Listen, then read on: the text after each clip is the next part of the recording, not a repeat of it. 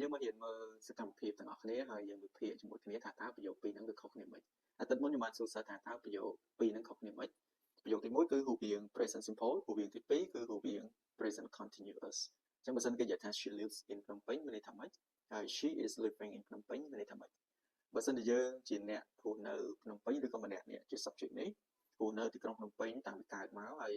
ទីលំនៅបច្ចុប្បន្នរបស់គាត់ទីលំនៅអចិន្ត្រៃយ៍របស់គាត់គឺភ្នំពេញអញ្ចឹងយើងនិយាយថា she lives in ភ្នំពេញ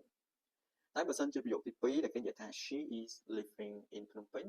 មានថាទីលំនៅអចិន្ត្រៃយ៍របស់គាត់មិននៅទីក្រុងភ្នំពេញទេគាត់អាចជានៅខេត្តផ្សេងហើយគាត់ឡើងទៅរស់នៅទីក្រុងភ្នំពេញដើម្បីធ្វើការឬក៏រៀនទៅរៀនចប់ឬក៏ធ្វើការចប់ក៏ត្រឡប់ទៅវិញអញ្ចឹងទៅអញ្ចឹងអានេះគេហៅសកម្មភាពរបស់ present simple ដែលស្ថិតនៅក្នុងសកម្មភាព permanent អចិន្ត្រៃយ៍ហើយប្រយោគទី2គឺស្ថិតនៅក្នុងសកម្មភាពរបស់ present continuous ដែលយើងនិយាយទៅជាមួយសកម្មភាព temporary action បាទអូខេនឹងហើយចឹងប្រយោគពីរហ្នឹងគឺមានប៉ុណ្ណឹងហើយប្រយោគនេះខ្ញុំបរៀនសិស្សឲ្យវិភាគរៀងរាល់ថ្ងៃសុក្រដែរហើយទាំងអស់គ្នាបើសិនជាចង់បានសភៅកៅទៅណាពីខ្ញុំមានលក់សភៅហ្នឹងមកក្បាលតែ$3អត់យល់អាចសួរបន្ថែមបានហើយយើងរៀនពីសកម្មភាពរបស់កៅទាំងអស់ហើយមាន passive នៅក្នុងដែរហើយនឹងលំហាត់បាទត្រាកំណែនៅក្នុងសភៅហ្នឹងបាទចង់បានអាចតេតតមកបានអាចឆាតមក Facebook page ក៏បានFacebook តបខ្លួនខ្ញុំក៏បាន